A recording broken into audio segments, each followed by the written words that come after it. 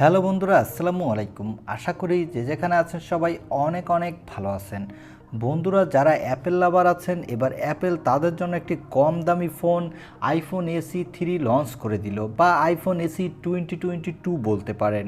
আজকের ভিডিওতে আমরা এই ফোনটি নিয়ে ফুল ডিটেলস আলোচনা করব।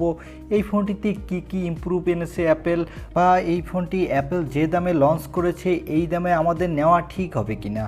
সো এই সকল বিষয়ে ফুল ডিটেলস আলোচনা থাকছে আজকের ভিডিওতে। তবে প্রথমেই বলে রাখি, এই ফোনটি হলো আইফোন 8-এর রিব্র্যান্ডেড একটি ফোন বলতে পারেন, কারণ এই ফোনটিতে শুধু এখানে চিপসেটটি বদল করে দিয়ে আর সম্পূর্ণ আইফোনের মতো ডিজাইন এবং ডিসপ্লে যাই বলেন না কেন সব কিছু আইফোন 8 দিয়েই নিয়ে এসেছে। এবং এই ফোনটিতে আরেকটু ইমপ্রুভ হয়েছে এই ফোনটির ব্যাটারি। সো চলুন আমরা এই ফোনটির ফুল ডিটেলস জেনে আসি। এই ফোনটিতে ডিসপ্লের সাইজ দেওয়া হয়েছে 6.7 ইঞ্চি মাপের, এবং এই ফোনটিতে প্রসেসর হিসেবে দেওয়া হয়েছে অ্যাপেলের বায়োনিক 15 প্রসেসর। এই প্রসেসরটি এই বছরের মধ্যে সবথেকে শক্তিশালী প্রসেসর বলা যায়, এবং এই সেম প্রসেসরটি আইফোন 13 সিরিজেও ব্যবহার করা হয়েছে। তো আমি নিজে আইফোন 13 ইউজ করছি, তো আমার কাছে মনে হয়েছে এই প্রসেসরটি ওয়ার্ল্ডের এখন পর্যন্ত ওয়ান অফ দ্য বেস্ট একটি প্রসেসর। এই প্রসেসরটি দিয়ে আপনি PUBG, Free Fire, Call of Duty, Asphalt 9 এই সকল ধরনের গেম হাই সেটিংসে স্মুথলি প্লে করতে পারবেন কোনো প্রকার ল্যাগিং ইস্যু ছাড়াই, এবং দুর্দান্ত মাল্টিরেসিং এক্সপিরিয়েন্স পেয়ে যাবেন আশা করছি। তবে এই ফোনটির দাম রাখা হয়েছে, আমরা অনেকে আশা করেছিলাম $300 মধ্যে রাখবে বা $400 মধ্যে রাখবে, কিন্তু অ্যাপেল এই ফোনটির দাম রেখেছে প্রায় $430 মতো।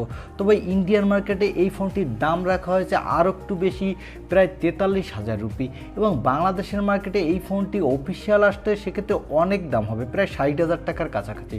তবে আনঅফিসিয়ালভাবে আপনি 50,000 টাকায় পেয়ে যাবেন। এই ফোনটিতে দেওয়া হয়েছে 18 ওয়াটের ফাস্ট চার্জারের সাপোর্ট। তবে অ্যাপেল এখানে কত এমএসের ব্যাটারি ব্যবহার করেছে বরাবরের মতো এবারও জানায়নি অ্যাপেল।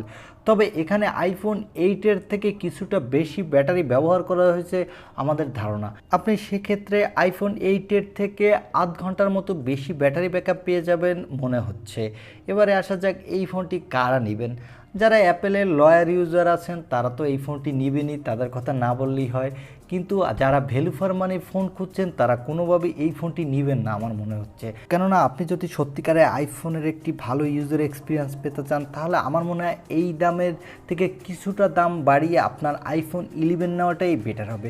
কারণ এই ফোনটি বর্তমানে বাংলাদেশের মার্কেটে প্রায় 62 থেকে 63,000 টাকা 128 জিবি ভেরিয়েন্টটি পাওয়া যাচ্ছে। তবে আমার কাছে মনে হয়েছে এই ফোনটি যদি আইফোন এসি 2020-র মতো প্রায় $300 কাছাকাছি বা $400 নিচে রাখতো, তাহলে এই ফোনটি আমাদের যথেষ্ট ভ্যালু ফর মানি প্রোভাইড করতো।